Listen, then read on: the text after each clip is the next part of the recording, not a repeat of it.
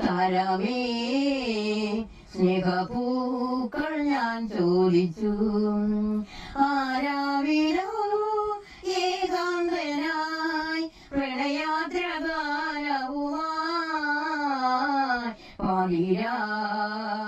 താരമേ. എല്ലാവർക്കും കോൺവേഴ്സ് ഇതിലേക്ക് സ്വാഗതം. നമുക്കെല്ലാവർക്കും ഒരുപക്ഷെ നമ്മുടെ ജീവിതത്തിൽ വലിയ വലിയ കാര്യങ്ങളൊന്നും ചെയ്യുവാൻ സാധിക്കില്ല. എന്നാൽ കുഞ്ഞു കുഞ്ഞു കാര്യങ്ങളൊക്കെ ഒരുപാട് സന്തോഷത്തോടെ ചെയ്യുവാൻ സാധിക്കും. മദർ തെരേസയുടെ വാക്കുകളാണിത്. അത്തരത്തിലേക്ക് തൻ്റെ 19ാമത്തെ വയസ്സിൽ തൻ്റെ സ്വപ്നങ്ങളെയും പ്രതീക്ഷകളെയും ആഗ്രഹങ്ങളെയും ഒക്കെ ഒരു ചിറകിനുള്ളിൽ ഭദ്രമാക്കി ഒരു വലിയ സ്നേഹക്കൂടാക്കി മാറ്റിയ ഒരു വ്യക്തിയെ നമുക്ക് പരിചയപ്പെടാം.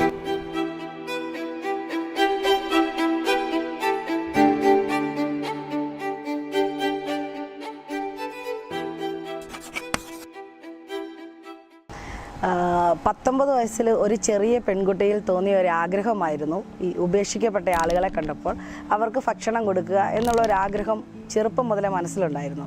അപ്പം എനിക്കൊരു സ്റ്റിച്ചിങ് ഷോപ്പായിരുന്നു. ഞാൻ PMRYയുടെ സ്വയം തൊഴിലിനുള്ള 50,000 രൂപ ഒരു വായ്പ എടുത്ത് തുടങ്ങിയ ഒരു ചെറിയ സ്റ്റിച്ചിങ് ഷോപ്പ്.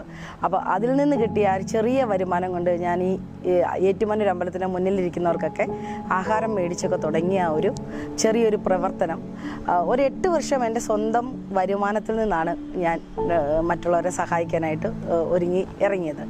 അതിൽ നിന്ന് കിട്ടുന്ന വരുമാനം തികയാതെ വന്നപ്പോഴാണ് ഒരു ദിവസം എൻ്റെ ഷോപ്പ് തുറക്കുമ്പോൾ അതിൻ്റെ ഫ്രണ്ടിൽ ഒരുപാട് ആളുകൾ ക്യൂ നിൽക്കുകയാണ്. മരുന്നിനായിട്ടും ആഹാരത്തിനായിട്ടും ഒക്കെ ക്യൂ നിൽക്കുന്ന ഒരു സാഹചര്യം വന്നപ്പം ശരിക്കും അത്രയും ആളുകളെ സഹായിക്കാനുള്ളൊരു വരുമാനം ആ ഒരു സമയത്ത് എൻ്റെ കയ്യിലില്ലായിരുന്നു.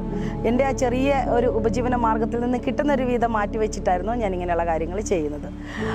ആ ഒരു സമയത്താണ് എനിക്ക് ഇങ്ങനെ സോഷ്യൽ മീഡിയയൊക്കെ അപ്പോൾ കുറച്ച് നല്ല രീതിയിൽ ഇതായിട്ട് വരുന്ന ഒരു കാലമാണ്. സോഷ്യൽ മീഡിയയുടെ ആളുകൾ അത്യാവശ്യം യൂസ് ചെയ്ത് തുടങ്ങുന്ന ഒരു കാലമാണ്. അപ്പോൾ ആ ഒരു സമയത്ത് ഞാനിങ്ങനെ സ്നേഹക്കൂടെന്നുള്ളൊരു ഗ്രൂപ്പ് സോഷ്യൽ മീഡിയയിലൂടെയാണ് ആരംഭിച്ചത്. അപ്പം അതൊരിക്കലും ഇതുപോലൊരു ഓൾഡ് ഏജ് ഹോമോ വൃദ്ധസദനമായി മാറുമെന്നുള്ളത് സ്വപ്നത്തിൽ പോലും പ്രതീക്ഷിക്കാത്ത ഒരു കാര്യമായിരുന്നു.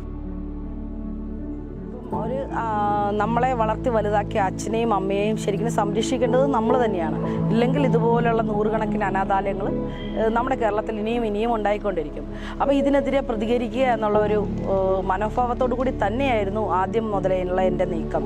അപ്പോൾ ഈ സ്നേഹക്കൂടെന്നുള്ള ഈ കുടുംബം തുടങ്ങുമ്പം പോലും ഇത് അടച്ചുപൂട്ടണേ, ഒരച്ഛനും ഒരമ്മയും പോലും അനാഥരായി സ്നേഹക്കൂടിൻ്റെ പടി കടന്ന് വരരുതെന്നുള്ളൊരു ആഗ്രഹത്തോടു കൂടിയിട്ടാണ് സ്നേഹക്കൂടിന് തിരിതെളിച്ചത്. എന്നാൽ നമ്മളെ അമ്പരിപ്പിച്ചുകൊണ്ട് 69ഓളം പേരാണ് 6 മാസത്തിനുള്ളിൽ തന്നെ സ്നേഹക്കൂടിൻ്റെ പടി കടന്നെത്തിയത്.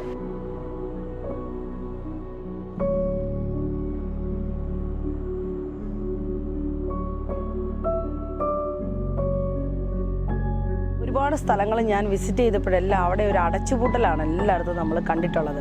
അപ്പം അതിൽ നിന്ന് വ്യത്യസ്തമായിട്ടുള്ള രീതിയിൽ ചെയ്യണം എന്നുള്ളൊരു ആഗ്രഹം കൊണ്ടാണ്. അപ്പം ഒരച്ഛനും അമ്മയും അവരുടെ വീട്ടിൽ എന്ത് രീതിയിൽ കഴിഞ്ഞു അതേ രീതിയിൽ തന്നെയാണ് സ്നേഹക്കൂട്ടിൽ. അതിനേക്കാൾ ബെറ്ററായിട്ട് കഴിയാനുള്ളൊരു സാഹചര്യമാണ് സ്നേഹക്കൂട്ടിൽ ഒരുക്കിയിരിക്കുന്നത്. എൻ്റെ ഏറ്റവും വലിയൊരു സ്വപ്നം എന്നുള്ളത് അനാഥാലയം ഇല്ലാത്തൊരു കേരളമാണ് എൻ്റെ സ്വപ്നം. പക്ഷേ ഒരിക്കലും നടക്കത്തില്ലാത്തൊരു സ്വപ്നമാണത്. എങ്കിലും നമുക്ക് മാക്സിമം സഹായിക്കാൻ പറ്റുന്ന അത്രയും ആളുകളെ സഹായിക്കാൻ പറ്റുന്ന രീതിയിലുള്ള പദ്ധതികൾ കൊണ്ടുവരാനുള്ളൊരാഗ്രഹമുണ്ട്.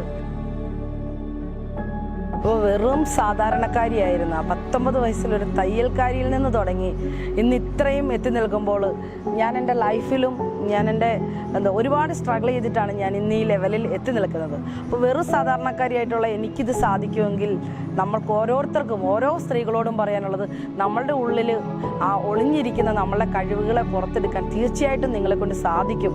അപ്പം അതൊന്നും മനസ്സിൽ ഉൾക്കൊണ്ട് ഓരോ സ്ത്രീകളും സ്വയം പര്യാപ്തരായി സ്വന്തം കാലിൽ നിൽക്കാനായിട്ട് മുന്നോട്ട് വരികയും അതുപോലെ തന്നെ സഹജീവികളെ സ്നേഹിക്കാനും അവരെ കൂടി കരുതാനും ഒക്കെയുള്ളൊരു മനസ്സ്, ഒരു സ്ത്രീ വീടിൻ്റെ വിളക്കെന്ന് പറയുന്നത് പോലെ തന്നെ ആ ഒരു വിളക്കണയാതെ നിലനിർത്താനുള്ള ഒരു ആർജവം ഓരോ സ്ത്രീക്കും ഉണ്ടാകട്ടെ എന്നുള്ളൊരു സന്ദേശമാണ് ഈ വനിതാദിനത്തിൽ ഏറ്റവും കൂടുതൽ സ്ത്രീകൾക്കായിട്ട് നൽകാനായിട്ടുള്ളത്.